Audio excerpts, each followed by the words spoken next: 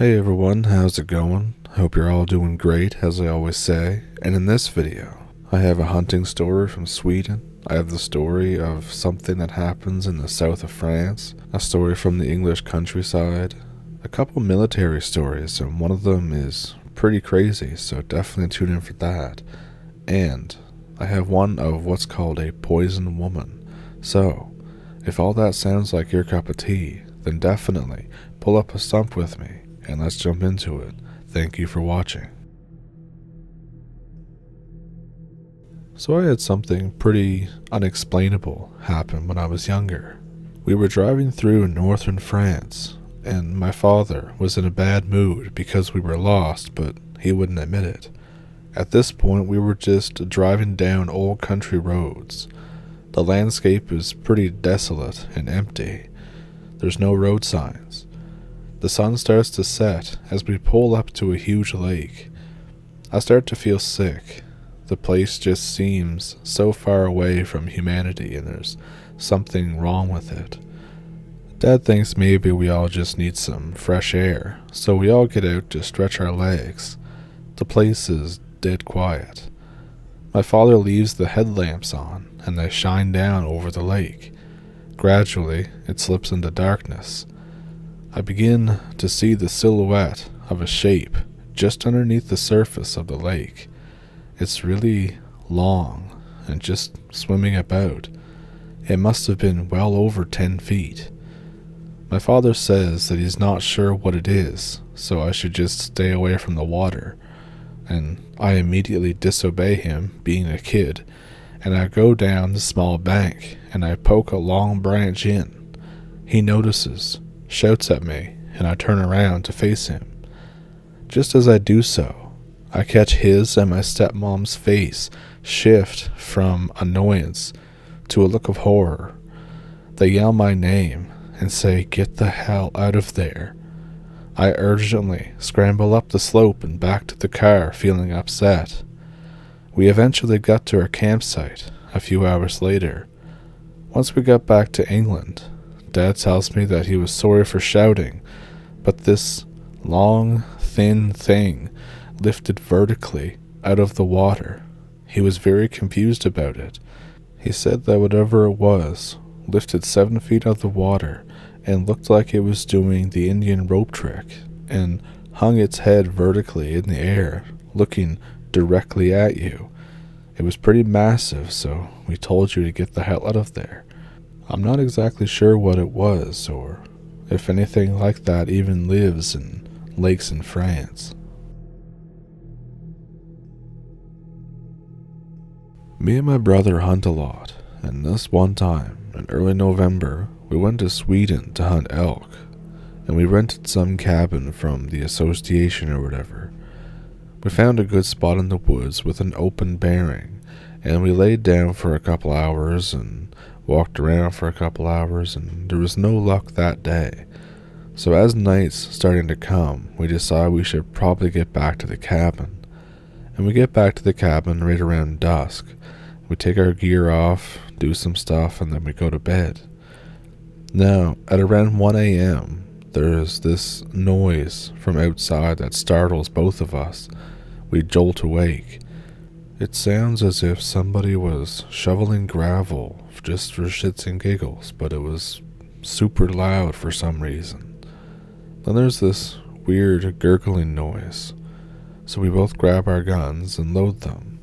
We try to see out the window to see if we can see what the hell's going on, but it's pitch black out. So I get the flashlight, and my brother opens the door. I hand him the flashlight, and we scout the surroundings. And then we end up stopping at the car. We see something big and hairless that's trying to skitter away from the light. It's too big to be a wolf, but from what we saw, it was definitely unlike any animal or anything that we've ever seen. We didn't shoot it, we just took aim, and it ran off. We didn't get any sleep for the rest of the night. And in the morning, there was a whole bunch of scratches on the car's bumper. I have no idea what it could have been.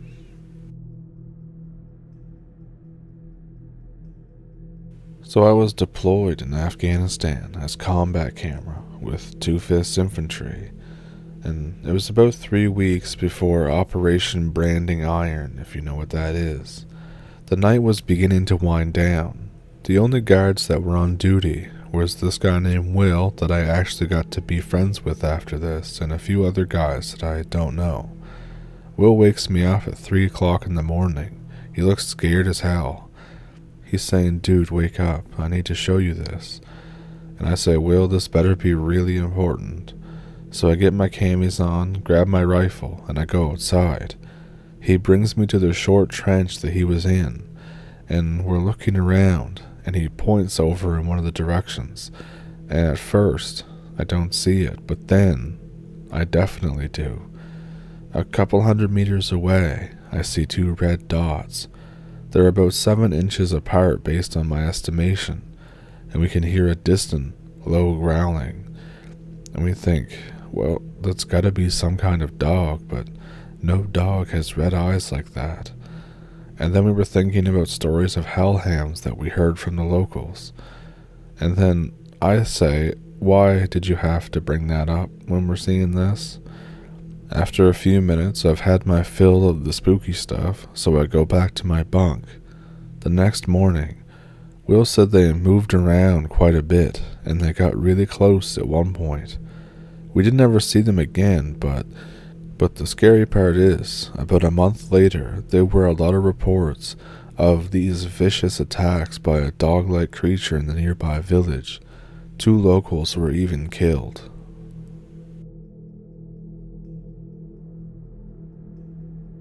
It's not as grand as some other people's tales or encounters, but when I was 18, I was going on a night hike with 2 friends. Let's call them D and M for the sake of this. We were hiking just outside of the M25, so still pretty near to civilization. We were walking up a hill, and we decided to take a break because the view of the motorway was surprisingly nice. So we're taking in the view and just sharing some banter, and then we sit down to start cooking some tinned beans, when D says that he thought he saw something run halfway across the motorway. I initially dismissed it as a fox or something, but we do decide to watch the central reservation in case it came out the other side. D starts getting agitated, saying it was too big for a fox or for a deer, and that we should move on to a nearby farm.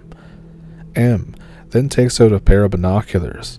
Still not sure why he decided to bring them, but it helped us, so oh well. And he looked at the motorway. M breathes something like, "Oh crap," and then hands me the binoculars, pointing to the middle. There's this humanoid thing crawling around in the middle, surrounded by what looked like a bunch of bones. The humanoid thing stops its weird ritualistic dance almost and looks at us, literally, like right into the binoculars, like he could see us. The thing screams, and for you Americans, we were about 2/3 of a mile away from the motorway, and we still heard it. And we think, what the hell is going on here? It starts running on all 4s in our direction, and it's pretty fast. We grab our bags and sprint toward the farmhouse nearby. Once we get there, we bang on the door and explain to the farmer what's going on and what we saw. He knew what we were talking about, and he let us inside before bolting the door and windows. The farmer says, "You guys go upstairs and spread yourselves out by the windows. Shout if you see it." By this time, D is almost in tears and M is shaking badly. About 2 hours later, D screams that he can see something crawling over the field. The farmer opens the window and fires his shotgun at the thing. The thing screams again. It was honestly the most horrifying sound I've ever heard. Totally inhuman, not even close. This thing runs up to the house and throws itself against the door with a heavy thud. It does this a few more times before screaming once more, and then it ran off into the field. The farmer called us back downstairs and explained that the thing is often seen in the area and it's killed his dogs. He says that the police know about it and have heard about it, but they don't want to do anything, or they claim to not know what it is. We spend the night with the farmer, drinking whiskey and trying to get grips with what we saw. The next day, he's nice enough to give us all a lift home. I still get nightmares about that thing's scream, and Dee has since applied for PTSD therapy, as he's had trouble sleeping ever since the event. There was some article that I can't recall about dogs being attacked by something in the area, but I don't know. If I find it, I'll let you all know. Right after high school, at the tender age of 18, I decided to take a cross-country trip before I started university. Mostly it was good times, and I mostly just camped. Every now and then, though, I obviously needed to work. I ended up finding work on a government project. I was replacing roofs on a Navajo reservation. The rest of the crew was staying in a school overnight. I decided to camp out in the desert. The first night, I wake up to sounds of somebody walking around my tent. This freaks me right the F out, obviously. I wake up in the morning to find a pot that I used to cook with was now missing. There was a yellow flower in its place. The next night, there's footsteps again. Another flower, but nothing is missing. On night 3 of footsteps, I decide to investigate. I get out of the tent and I hear the footsteps scurry off. This is getting a little weird for my taste. I yell out into the desert, "What do you want?" The next night, I decided to sleep in my truck so I could look at my campsite during the night. I stayed up all night. At around 3 a.m., I see her, a native girl about my age. She looks around my site and puts a flower on my cooking table. I get out of the truck and she runs off. And now the next night, she shows up again, but I left a flower for her. She picks it up and sits down by my campfire. I come out from the shadows and she starts to get up, but I calm her. I sit across from her. We were miles away from anything, deep in the desert. I start asking questions like, "Who are you? Are you out here alone? What are you doing out here to begin with?" I get no answer. She stands up and gives me the follow me hand gesture. I do. I follow her. We walk for about a mile or so. I was camped at the bottom of a mesa. The breeze blowing down at night was really comfy. We wound our way through the corridors of mesas and down into a canyon. In the canyon there was water and vegetation and all that kind of stuff. She knelt down beside the stream and picked up a flower and handed it to me. In broken English, she said, "Hold this. It will keep you safe." Then she kissed me. Then I said, "Safe? Safe from what?" She let go of my hand and walked towards the canyon wall. And then she was just gone. Like 1 second there and 1 second not. I had this urge to follow her to see where she went and what happened to her, but also another urge that told me to just turn around. I got lost out there that night. I tried to go back the way we came, but nothing looked familiar. I walked all night and half the day. Just before dusk, I ran into 4 Navajo men who were looking for me. They told me I hadn't shown up for work that day, and everyone on my crew just thought that I had moved on. Until one of the people at the house that we were working on overheard him saying that I had told him about my nightly visitor and the flowers. The Navajo whose house that we were working on was an elder, and he immediately ordered a search party. They told me that she was a descendant of the people who lived there before them, that they had, quote, left this world thousands of years ago and moved into another, that very rarely a portal opens up where they can cross over. The legend goes that they send a young, pretty girl to lure men into crossing over to be used as slaves. Their telltale sign is a flower. If I would have followed her, I would have crossed over, and who knows when or if the portal would have opened up, or if I would have even been able to find it. They said, and if I didn't go on my own, when the girl kissed me, it made me confused and disoriented and made me lost, and if they hadn't found me on the other side, they were going to come and take me by force. They called people like her poison women. I don't exactly know what I encountered, but when I was 15, I was living at this boarding school. The school prided itself on its nature that was surrounding the campus. If I remember right, it was 270 acres of wooded area. It was somewhere in the middle of nowhere, just in general. And during this time, since we're in boarding school and we have time to ourselves, some of us took to smoking. So one day, I go out to smoke, and I end up meeting up with this girl that's out there. She doesn't look really familiar, but I decide maybe she's new. So we light up, and whatever she had was terrible and smells awful, so I just let her keep it. So as we're sitting there, I start to hum the words to Come As You Are by Nirvana.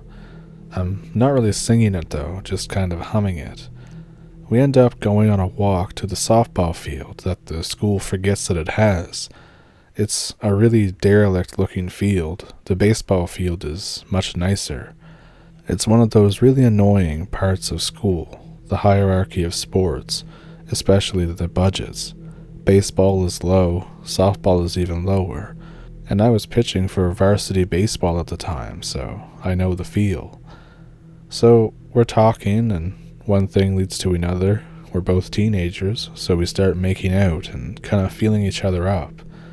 Suddenly, there's something just moved from one tree to another, and I don't mean walked, I mean kind of like it just kind of moved forward like a lurch, if that makes sense.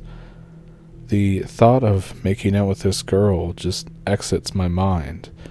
I walk over toward the trees, and I realize that me getting over there, over everything, is taking forever, and I hadn't seen anything else, so I decide to go back.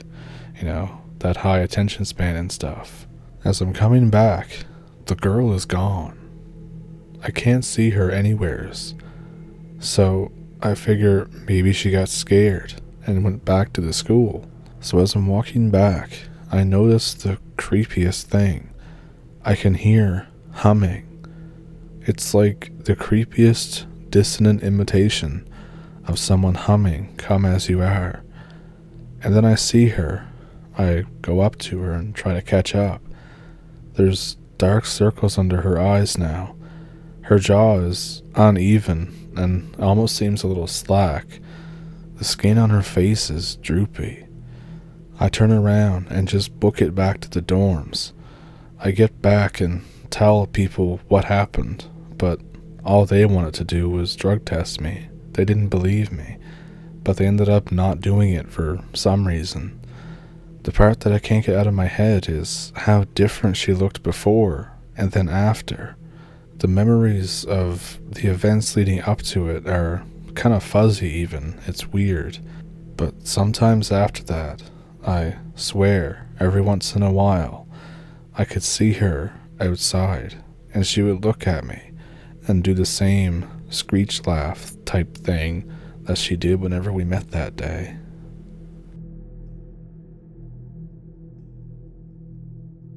At the time of this, I was a Butter Bar platoon leader for Cav Platoon.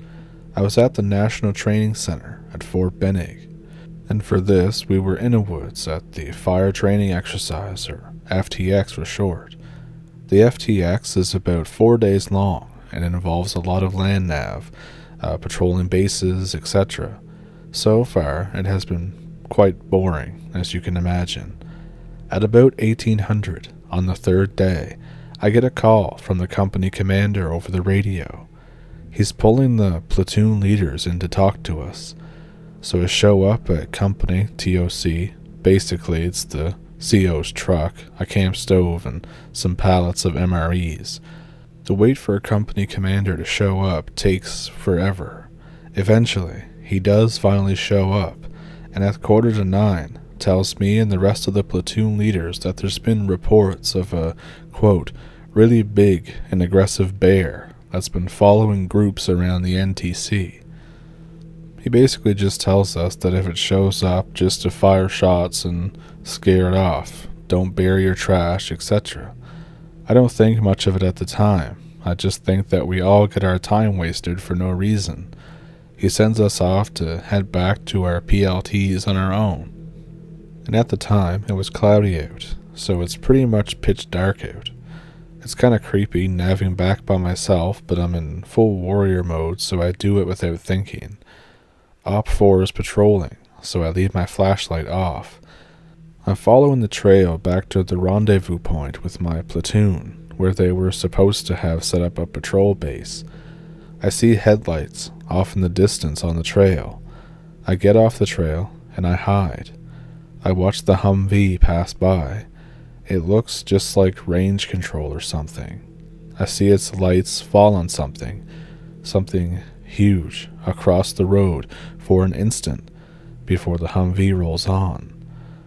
I just sit there and say, "Oh shit," for a second, and I sit in utter silence, just for a few minutes, thinking that that might have been the bear, or hoping that it was. But I didn't see anything. There was no movement. After a while, I realize that I'm probably just being a dumbass, and I get back on the trail and keep going.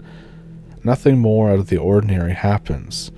I get around to the point where the PB should be, and I notice a chain of chem lights leading off into the woods, as well as a parked Humvee. So I head off into the woods, following the chem light chain. Now eventually, I do find the end of the chain. Somebody calls out the challenge. When you set up a patrol base, if you see someone, call it a challenge, and if they answer back with the password, it means they're friendly. I don't remember the password at all, so I just say, "It's Lieutenant," whatever my name was. The guy just goes, close enough, and lets me by. I get to the center of the patrol base and link up with my platoon sergeant. About an hour goes by. I feel weirdly tense. I can't sleep. Suddenly, there's shouting from one side of the patrol base, immediately followed by a hail of blank fire as a whole squad lights up an area. I grab my rifle and run over, shouting for a status from the squad leader. There's no response. There's nobody moving and nobody talking. I run up to one of the sentries and I ask what the hell happened. He said that he saw someone moving about 10 meters away from their position. He called out the challenge. He said they heard somebody say, "It's Lieutenant," and then my name. So they were going to let them through because they hadn't seen me yet. The guy says the thing suddenly got close and he had this feeling that something was wrong. He sees that this person walking into the base has really long hair, and he just starts shooting. The whole squad starts shooting. And if you've ever shot blanks at night, you know that it can blind you for a few seconds afterward. When the guy can see again, the guy that called out my name was gone. We sit there, confused as hell for a bit, but I say, "Alright," and I head back to the center of the patrol base. Much later, I talk to the platoon sergeant and RTO, and I make sure that they're okay, and I go to sleep for a bit. I'm woken up by another hail of blank fire. I figured this time we're getting probed by Op 4, so I grab my rifle and run to the side of the PB where the fire came from. I get there, and again, almost no one is moving or talking, and I ask what's going on. The team leader says that he saw someone a little bit down the hill. They were watching, so he issued the challenge. The guy calls back, once again, with the "It's Lieutenant" and my name. While he's walking toward the patrol base, The team leader asks what the hell I'm doing out there. The voice just repeats, "It's Lieutenant," and my name. The team leader is really confused. He says that something way taller than a normal human comes out of the bush. He's practically crapping his pants, and he just starts lighting it up. Again, the guy is gone, when everyone can see clearly where it was. I think this is kinda screwed up for something like Op 4 to be doing, especially playing head games with us like this. I go back to the center of the patrol base and try to sleep again. This time, I sleep for maybe 15 minutes before I'm woken up by real Op 4 and a big gun battle's going on. I jump to my feet, actually happy that's actually Op 4 this time. I conduct a react to contact, we drive Op 4 off, and the lane walker starts popping RT sims. The SLs, PSG, and RTO start executing according to our plan, and we set up to move patrol bases. We move about a click and then set up the ORP and then move into the new patrol base. We're walking around checking positions and making sure the SLs are accounting for people. They have good accountability, 3 SLs, and I go to talk to the last one. The last one comes up and he's just scared, looking really pale. I ask if he's missing anyone or any gear. He says he counted twice, and each time he counted an extra person. When he went back to see if the guy was in the wrong squad, he wasn't there anymore. So we pulled the guys in and asked them if they were missing anyone or had anyone extra. Everyone else says that there's nothing wrong. I figured that it's just a screw up with accountability. After an hour, it's okay to return to normal sleep rotations. I make plans with platoon, sergeant, and SLs, and I try to go to sleep. Once again, about an hour later, I'm woken up by the SL, who's SOG for the time period. He tells me that I need to come talk to some guy who's freaking out. I go over to where the platoon sergeant is. He's with some Joe who's freaking out. I ask him what the hell happened. He said that he was on the line when the team leader, who I talked to before, got up to go out a bit to take a pee. Mid-pee, he looks over to his left and down a short hill and sees someone walking down there. He mumbles to himself, "Oh shit." The person down there cackles, his words, and he nearly pees all over himself grabbing his rifle. He says that it looked like he was made of sticks. Again, his words. And he ran like a speed skater toward him. He cackled something like, "Lieutenant," and then ran up the hill. And at this point, I'm starting to believe that the thing that we were told to watch for is definitely not a bear. The guy runs back to the patrol base, and he will not come back out online. He demands that we bring the whole platoon back to the TOC. We eventually talk him down, and things begin to quiet down as well. That was the last incident of the night. I talked to the lane walker about it. No one else was around. He just said that he believed the dude, and that a lot of weird stuff lives in the Georgia swamps. I guess it's kind of a crappy ending, but to this day I'm not sure what the hell might have happened. I used to think that maybe that there was some kind of explanation, but after hearing other people's encounters, I'm not so sure.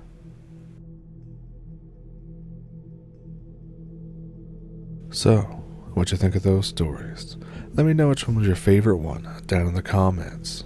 In the description below, I have a PayPal and a Patreon if you'd like to support the channel. You can also just like and subscribe too.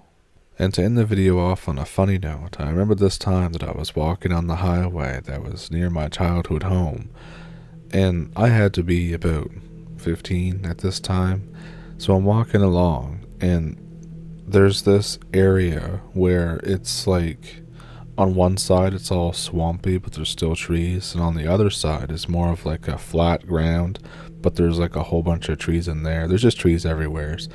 But on the other side of the road, where like it's flat and it has a bunch of thick trees, I could see something black in the, like, just in the trees. So I stood there for a little bit, watching it to see if it moved or anything like that, and it didn't. So I would take steps forward and see if it would move, and I was like freaking myself out at this point. Eventually I get over to it after like 20 minutes, and it turns out that somebody had put a garbage bag over a tree, and that's what I was looking at. But yeah, I figured I would end it off on a funny story like that. So I hope you enjoyed the video, hope you enjoyed listening or watching or whatever, and I'll see you in the next one. Thank you for pulling up a stump. Thank you for watching.